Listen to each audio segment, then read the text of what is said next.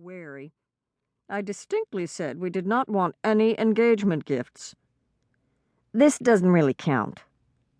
"How could it not count? It's in a wrapped box. It's quite obviously a gift." But Sylvia smiled and unwrapped it. Inside was nestled a pair of silver-plated scissors fashioned in the shape of a heron. "My goodness!" She slipped on her glasses and studied the scissors, astonished.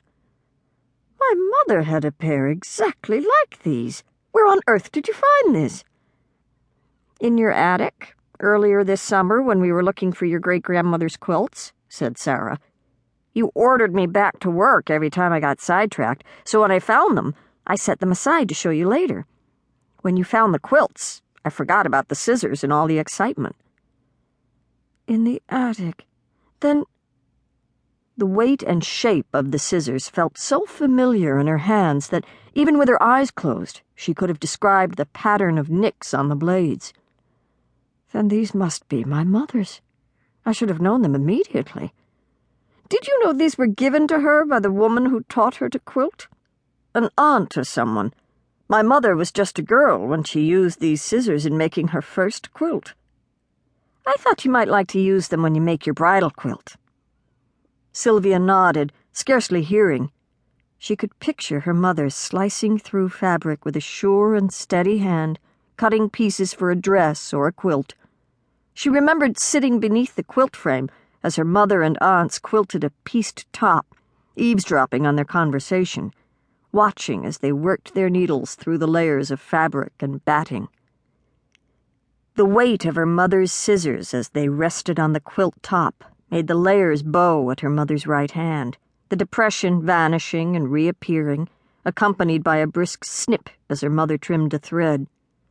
Those were the same scissors Sylvia and her elder sister Claudia had fought over as they raced through their first quilt project, each determined to complete the most 9-patch blocks and thereby earn the right to sleep beneath the quilt first.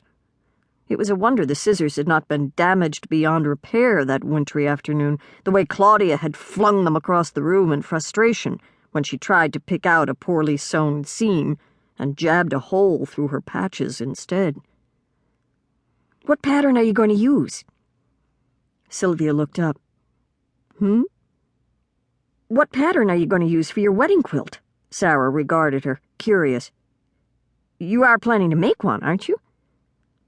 "I honestly hadn't thought about it," said Sylvia. "Do you think Andrew expects a wedding quilt?" "Expects? No, I don't think he expects one. But don't you want one? You'll need something for your new bed anyway, unless you're planning to squeeze both of you into your bed or Andrew's." "Oh, of course," Sylvia said. "You're right. We'll need something." Sarah's eyebrows rose.